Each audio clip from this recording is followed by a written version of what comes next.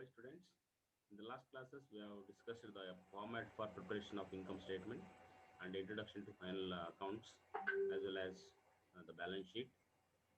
Let us discuss in this session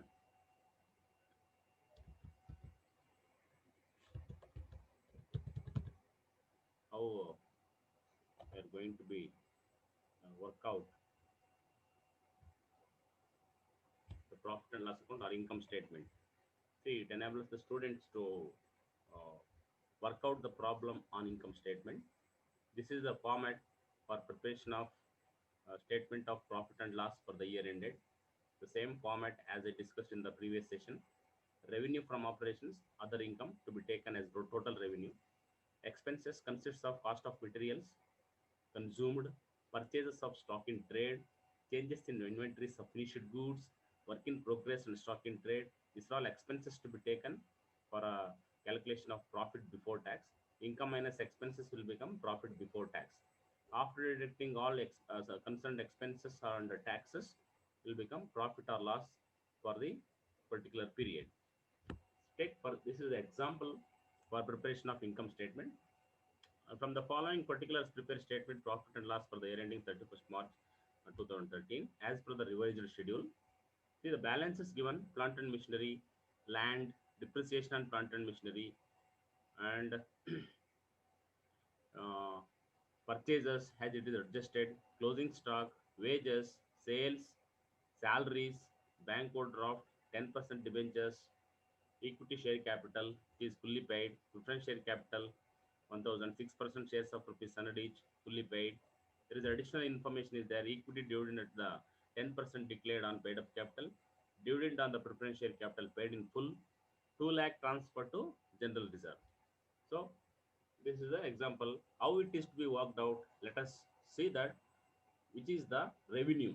Revenue means only income, that is the sales aspect, which is having the credit balance. See that when we go for total revenue from operations, sales is the only one. Cost of material consumed as it is adjusted purchases 4 lakh rupees recorded as expenses. Employees benefit expenses, that is employees benefit expenses, as I mentioned here, how uh, it is going to be useful for salaries, wages plus salaries. That will become total 2 lakh. Wages 1 lakh 20,000, salary 80,000. See the working note number 1. This is the working note number 1. It has to be come down. Employee benefit expenses. And while recording finance cost, as it is there here, to the extent of dividend. How finance cost is equal to 10% on declared on paid up capital. Paid up capital, which is equity dividend, 10% fully paid, hence it is to be taken 10%. And depreciation and amortization, as it is there, depreciation on plant and machinery 16,000.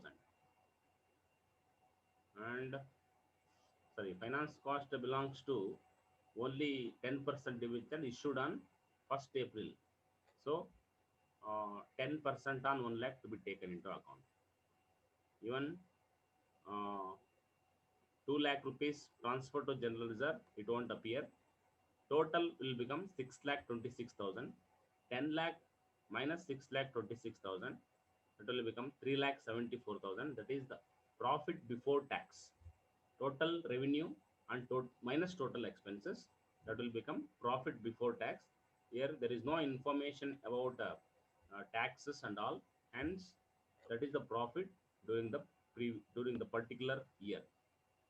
This is the way of calculation of statement of profit and loss for the particular period. How this is the base for preparation of balance sheet, we'll understand in the next session.